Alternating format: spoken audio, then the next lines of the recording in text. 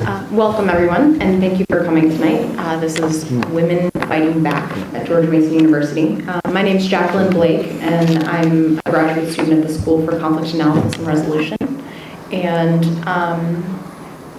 the inspiration for this event comes from the current attacks on women's rights that are happening in the United States. And initially, me and my roommate, Caitlin Crawford, who is a law student here at George Mason, decided that we wanted to have an event as part of Women's History Month. And so thank you so much for coming. Our first speaker will be Dr. Salim Habaya. He's the Director for Health and Medical Policy Program at the School of Public Policy here at George Mason. Much of his career has been focused on reproductive health in lesser developed countries. And since coming to the States, he is focused on the legal framework and strategies for the future. So I'll pass it over to Dr. Habaya. It's working? Yeah. Good evening. I'm a minority, so have mercy on me.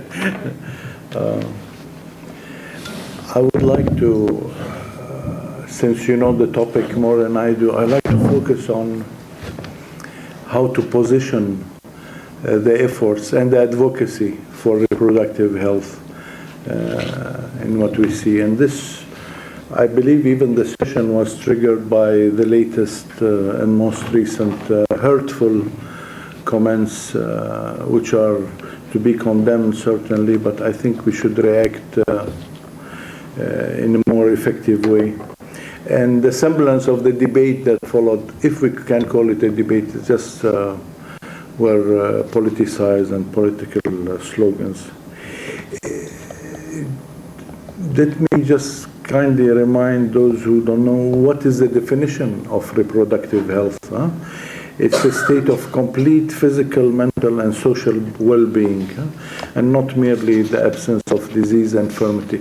So that, by extrapolation and definition, includes everything related to the well-being of a woman, including choices and social aspects of it. Now let me start with a glimpse at the global arena, on the global scene. I'll take 10, 15 minutes, correct? Mm-hmm. In the 50s, 60s, and 70s, globally, not in the US, the health of women and women's issues were relegated to population institutes, population sectors, and maternal child health with ministries of health. So they were kind of a second-class issues. And this was quite narrow in the larger context, and didn't address the role of women really in the society or their diverse social circumstances. A new paradigm emerged in 1990 and enshrined in the International Conference of Population, I think it was 94, that squarely put reproductive rights within the human rights framework. So that was novel and I would say quite creative. And this shift stemmed from the international consensus that reproductive rights already embrace many elements of existing and recognized international human rights documents. So many efforts started to pursue this shift and to use the human rights instruments in women's issue dealing with reproductive rights. So we saw progress, lo and behold, and this happened only when reproductive health was indeed recognized, not as a woman's issue only, but as a rights issue. And many countries now are using this. Even NGOs are hiring legal advisors to advise both the NGOs and the women on on the legal options to pursue their grievances. And many countries have amended their constitutions to provide such rights. Of course, it's a mosaic, no one country like the other, but this is happening now. South Africa is one of them, and Colombia is, and that's quite recent. Needless to say, the statistics remain stark in spite of the progress. So if I give you statistics now, it used to be double that and triple that. Every day we have 1,600 women dying from reasons related to pregnancy and childbirth. We have 2 million girls at risk of genital mutilation. Every year, 70,000 women die from abortion that we know of, and probably 10 times more from complication to such abortion, and the first is infection. So the situation does call for more efforts to be continued. Now, the U.S. has 26 international legally binding documents that the U.S. government has signed. It has signed 16 among those 26. Now, the ones that are legally binding under U.S. law and under international law are called executive agreements, and this includes the PAHO down the streets, the Pan American Health Organization, which is WHO, Declaration on Intellectual Property Rights and Public Health in Doha, international health regulation that deals with like avian flu. If you discover something, that country must report to the international community, etc. And the Food Aid Convention, these are just examples. Now, for reproductive health, the agreements are non-binding under U.S. law. So the U.S. played a leading role in pushing the agenda, including reproductive rights, but at the international level and not here. And this includes also the Millennium Development Goals, which maybe many of you know.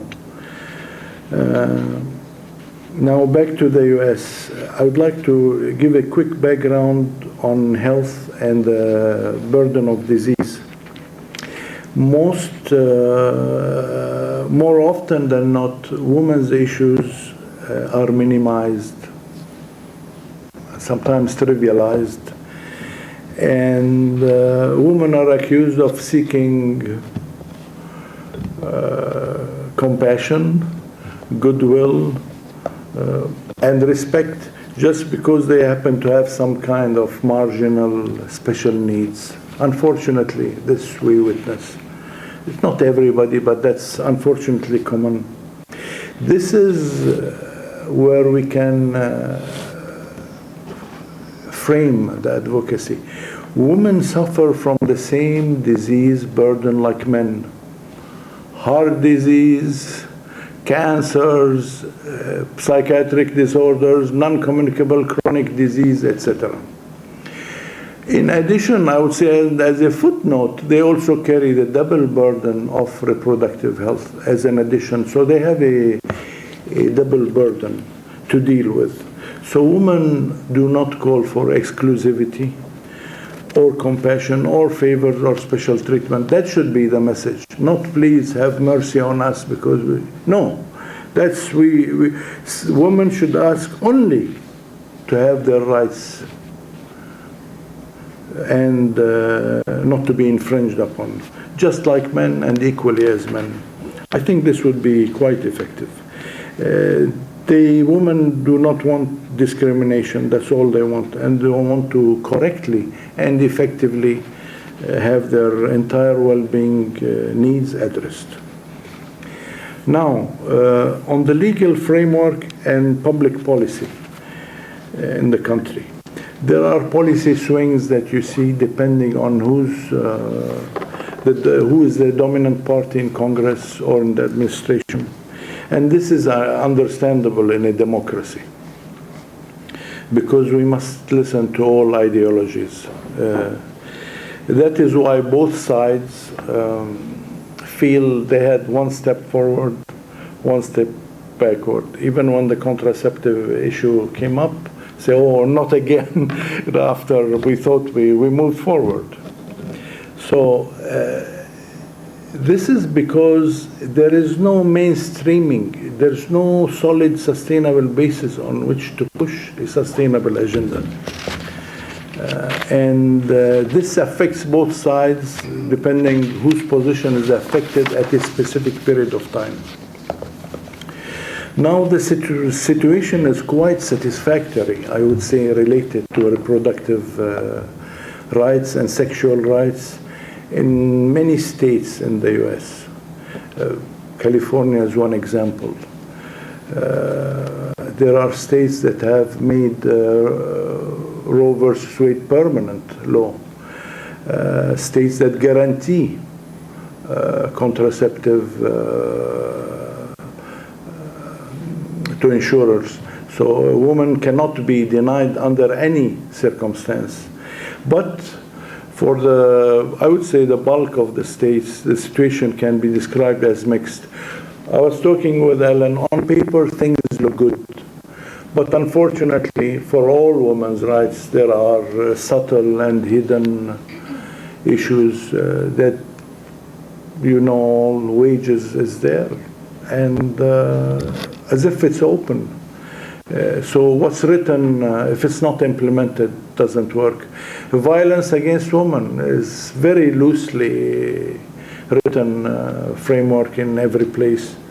So there are many, many areas where discrimination is still there, in spite of the rosy picture that is written.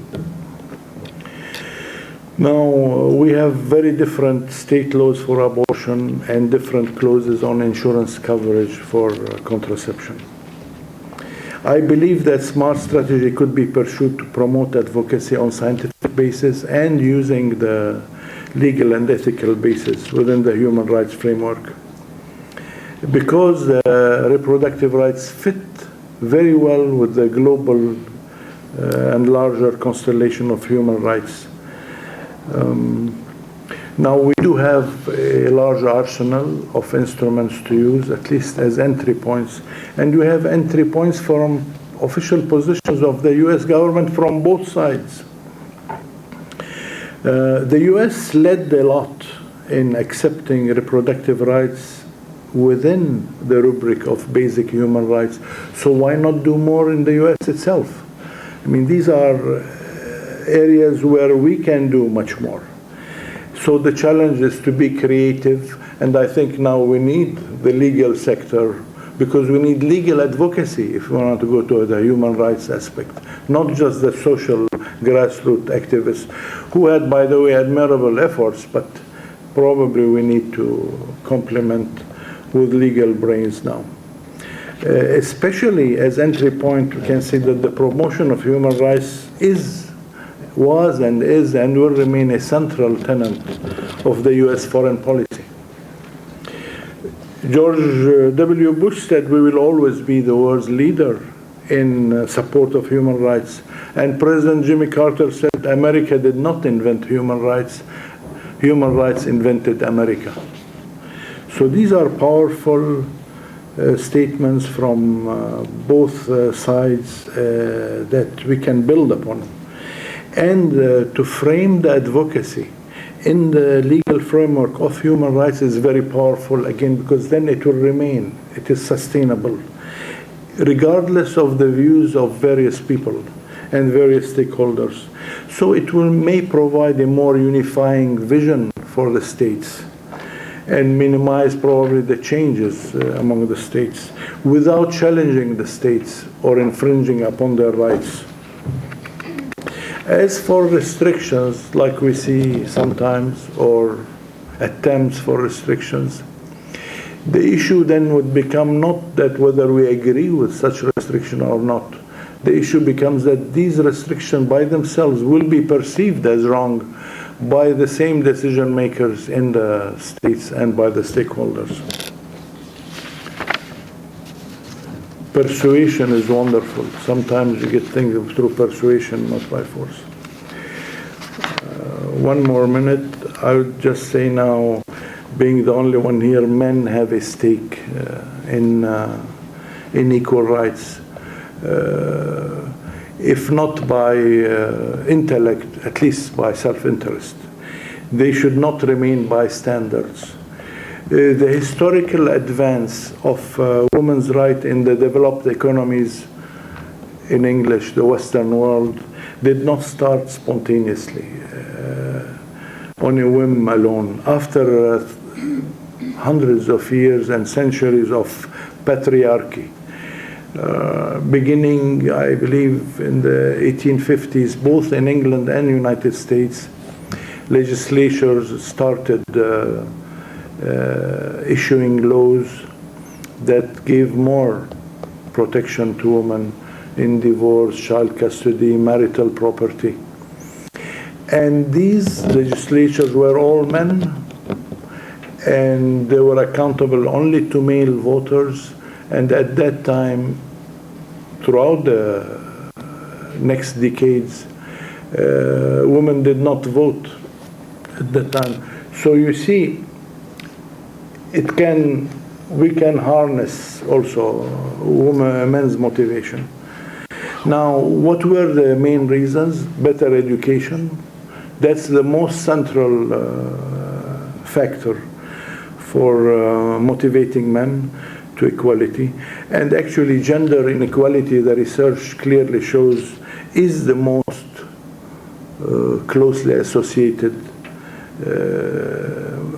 to equality, more than income levels or other factors. So educated men know better, huh? But these are the facts. It's not my opinion. I'm just telling you the world was changing beginning of this century. We had this industrial revolution. There were changes in the political economy. There were technological change, and there was a rising demand for human capital. So this led also men to seek equality. There were increasing awareness and concerns among men about their daughters, about their sisters, their mothers, and wives in a changing world. Then the equal rights process was very well spearheaded by the women's group themselves and at the grassroots levels. Also, the world has witnessed that when women do exercise their rights, everything gets better. I'm not saying this to please you. These are the facts.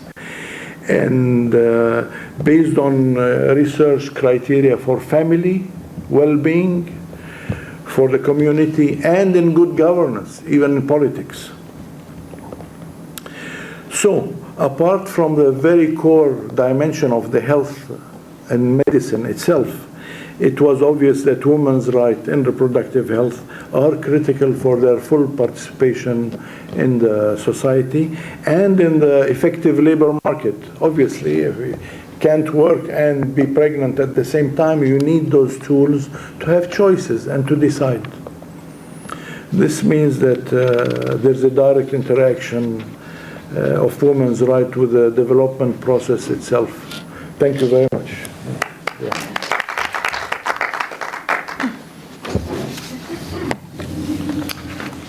Our next speaker will be Ellen Herring, who is a PhD candidate at the School for Conflict Analysis and Resolution. She has also been in the Army for 28 years and is involved in the Molly Pitcher Project, which we'll talk more about, which is a case for full citizenship of women. And after Ellen has spoken, we'll have time for discussion and refreshments. It's the first time I've used a Prezi, so bear with me. I hope I get it right. All right, the Molly Pitcher Project. It attempts to resolve questions you see up there, which are, I don't want to read them to you, but can you read those? Okay. Can you imagine ever seeing the General Diana Petraeus? Or an Admiral Michelle Mullen? Well, why not? Hopefully we'll answer that question by the end of this briefing.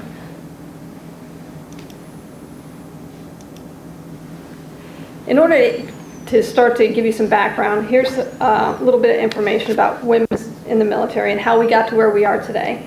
First of all, I call it crisis-driven equality, because every time we've had a crisis, we've used women in ways we've never used women before, and it's opened opportunities for us. So the start there is World War I. leading into World War II. Women only served in the military during a crisis. When the crisis was over, we were sent back home, and women did not serve in a peacetime army. However, World War II, we had 400,000 women served in World War II, and the sheer volume of that number of women caused the government to create 5 separate women's service corps.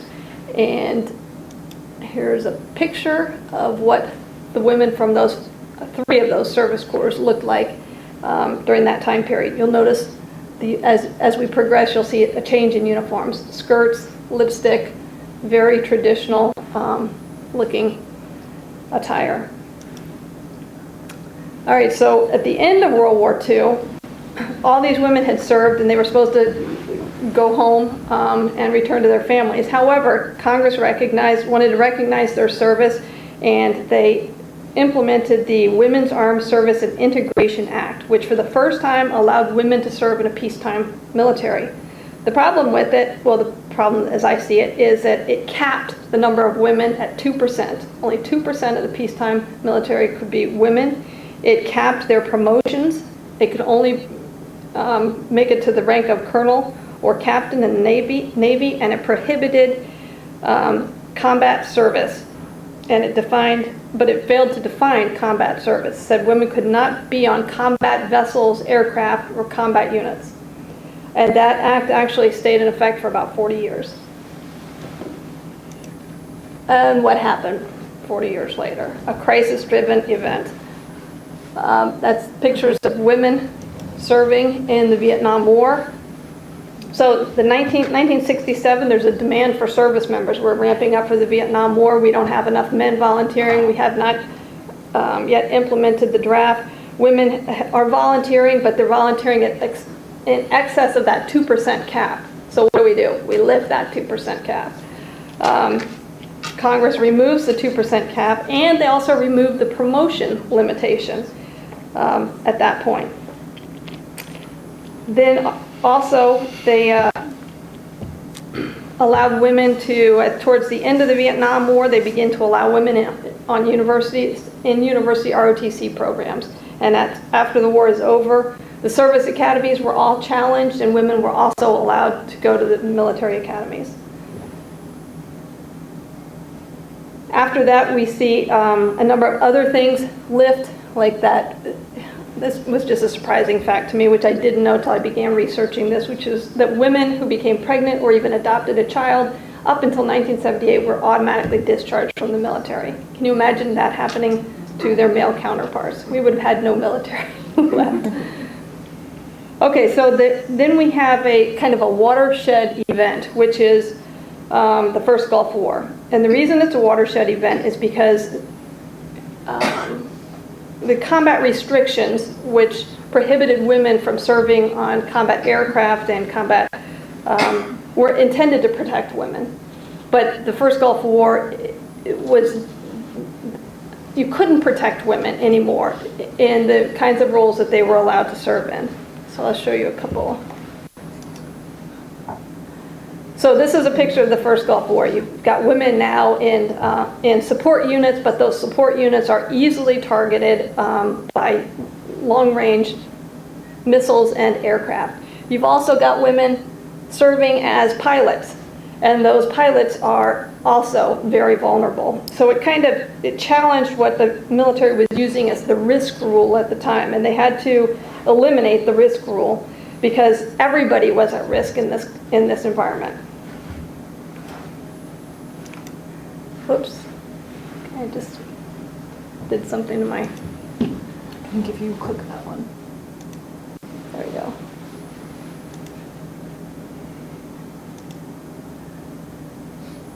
Okay, so the first Gulf War we have to reconsider, or Congress reconsiders the combat exclusion policy, and they actually lifted it for all combat aircraft and all combat ships. They remove it, but the Department of Defense, so at this point, Congress has removed all prohibitions to women's service in the military. So the Department of Defense looks at the policy and says, okay, but we still have this this combat situation. Do we want women in ground combat units? And they impose their own policy, so there are no more legal limitations. This is a policy imposed by the Department of Defense. It's called the Combat Exclusion Policy, and it says that women can serve everywhere else, but they cannot serve in ground combat units. And that's 1994. That is when that policy was established. Then what do we have? We have first Iraq and then Afghanistan. So the combat exclusion policy says you can't be in ground combat units, but we've got women serving in units all over Iraq that end up in combat situations, combat environments. This is a picture of it. She's an MP serving as a security guard in Iraq. This one is our first black female fighter pilot. We've had a number of female fighter pilots now. She just happens to be the first black one, and she's still serving today. Then this is a book that just came out. The reason I wanted to show this is because the foreword, which is by Major Tammy Duckworth, she lost both her legs in 2004 when her Black Hawk crashed after it had been hit by a rocket-propelled grenade. So you can see that this whole combat exclusion doesn't really make sense because women find themselves in these combat roles all the time where the risk is equal to their male counterparts. Okay, so then we move a little further from Iraq, or towards the mid part of our 8 years in Iraq. We developed the Lioness program. The Lioness program was created to allow women to support men in culturally restricted areas so that women could, or our women, U.S. women could search or question women in Iraq. So we begin embedding women in the most tactical units in Iraq and then in Afghanistan. So today in Afghanistan, we see women supporting combat units, direct ground combat units in remote areas all over Afghanistan. This is Captain Emily Nosland, and she is supporting an infantry unit as a female engagement team, and obviously she's pulling security right alongside the rest of the folks there on her team. Last year, I've got one more I wanted to show you. This is Lieutenant Ashley White. She actually died in October when she was on one of these teams. She died beside 2 Army Rangers when they were walking through a village and they were assaulted. So finally, what happened? About a year ago, Congress said, you DOD better relook that combat exclusion policy because it doesn't make sense in light of what we're seeing and what we're hearing out there. So the Department of Defense spent about 6 months studying the combat exclusion policy and recently published the results, which were touted as opening new doors to women in the military. However, the only thing that the change in the policy did do was allow women to, previously they had said women could not be assigned to ground combat units. And so we went through a game of semantics where we said, okay, we won't assign women, we'll attach them for limited duration so that they can support these units. So the new policy says, okay, now you can assign them to ground combat units. But here's what it didn't do. It did not lift the exclusion policy in that women still are excluded to this day from serving in infantry, armor, or special operations units. That means women still cannot be a Navy SEAL, a special operator. They cannot be in Ranger units. They cannot be in any of these very combat-centric types of units. So what does that mean for us? Well, it actually has, and unless you understand this, it has a far-reaching effect to women in the military, and which is why, remember my first question was, why won't you ever see a General Diana Petraeus? Because we draw our senior leaders out of those combat branches, the ones that women are still excluded from, even though they are making and taking the risks of their male counterparts. Okay, so where are we today? Actually, this looks pretty good. 100% of the Coast Guard is open to women, 99% of the Air Force, 94% of the Navy, but only 70% of the Army, 62% of the Marines.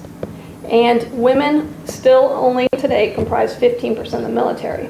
But unfortunately, because of those combat exclusion policies that still exist, we only see 7% ever making it into the senior ranks, which means you'll never see senior military decision makers who are women, or you're highly unlikely because such a tiny percentage will qualify. So the effects of the combat exclusion policy will continue to support these kinds of statistics. Tiny, tiny numbers of women who will make it to the senior ranks.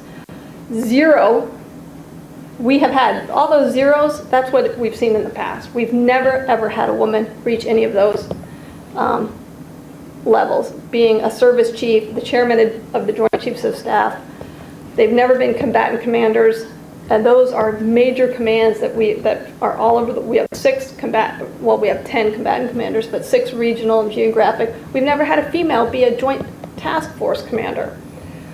And the last thing, which really concerns me the most, is we're still assigning women to these units, but they aren't getting trained in the way that their male counterparts are being trained. So if you're an infantryman, you get trained in many skills. Then you attach these women who have not been trained on the same skills, and now they're at risk because they do not have the same qualifications for their male counterparts that they're now being embedded on their teams with. Okay, so what is the Molly Pitcher Project? Actually, the Molly Pitcher Project was initiated by a group of law students at the University of Virginia. They were studying women's rights, and they realized they came across this issue with the military, and they said, well, why hasn't anybody ever challenged this? It's never been challenged in a court of law. They got a law professor on board, and she said, well, yeah, let's see what we can do. They put an article in the Army Times looking for plaintiffs. And they actually got quite a few responses from female members of the military who said, I'll be a plaintiff in this class action lawsuit. Shortly after they had found women who would be plaintiffs, then they found, they had one lawyer, a trial lawyer that was going to represent them, but we've actually signed a much larger law firm, which is Covington and Burling here in DC, has taken the case on pro bono, and they're about to file the class action lawsuit. Now, interesting in the lawsuit right now, and it hasn't been filed, so this could change, but General Odierno, who is the Chief of Staff in the Army, is named as one of the defendants.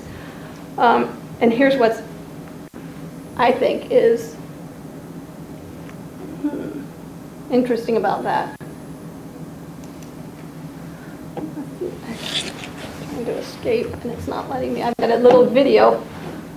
There we go.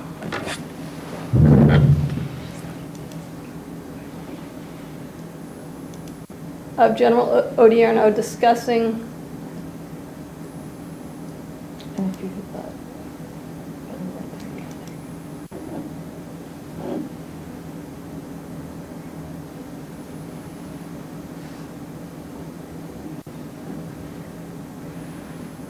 is my AV support back there? It's about a 1.5-minute clip where he's discussing women's roles in the military, especially as related to combat positions, and the study that was done and the results of the study.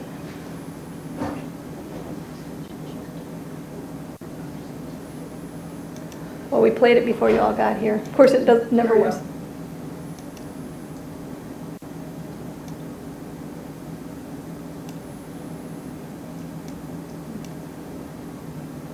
Well, I'll tell you what he says.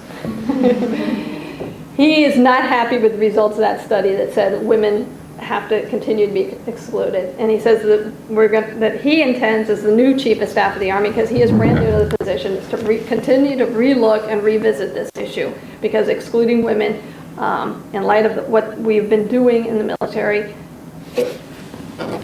he says it's a problem with talent management.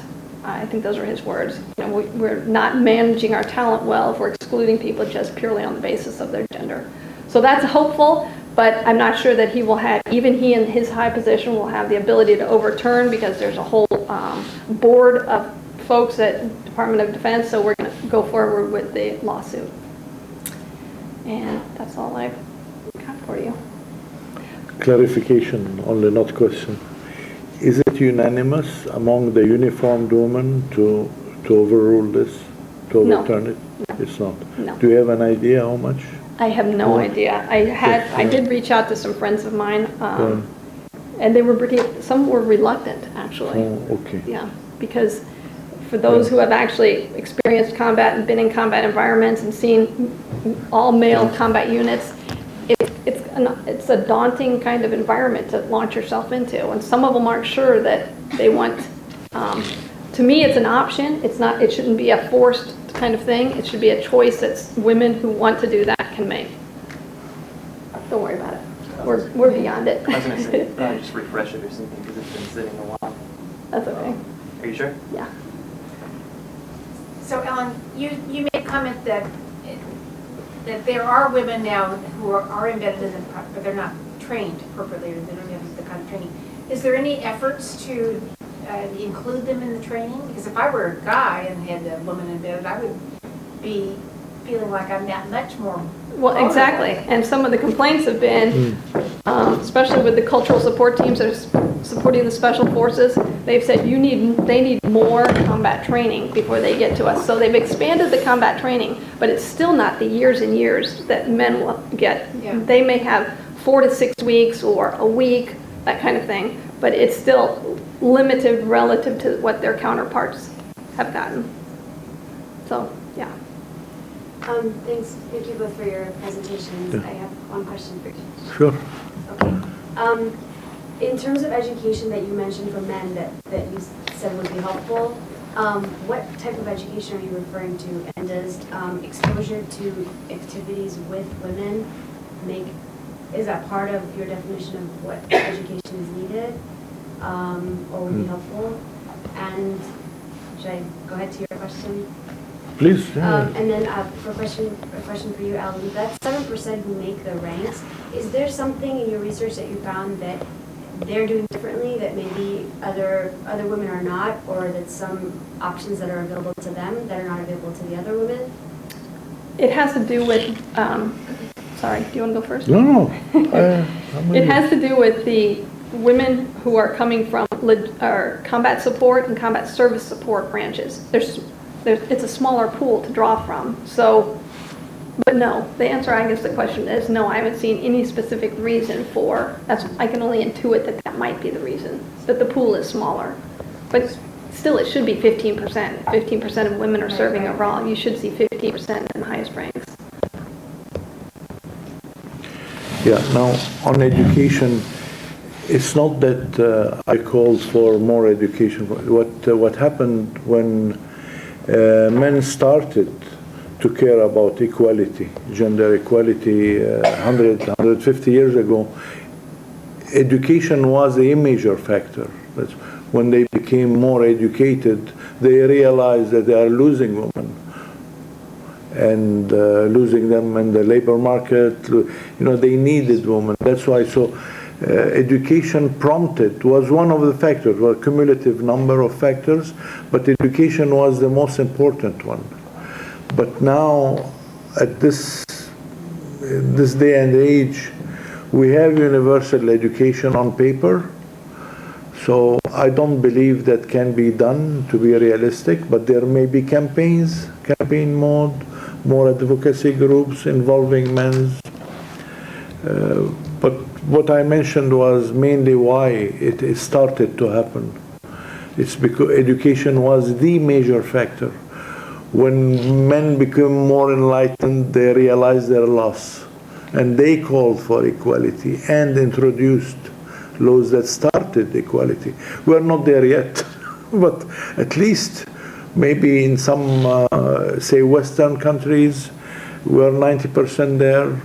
But the implementation of some items of discrimination are not there yet. No, we have many, many issues.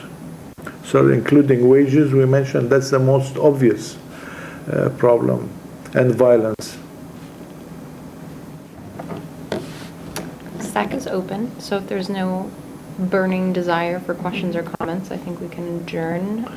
Enjoy refreshments.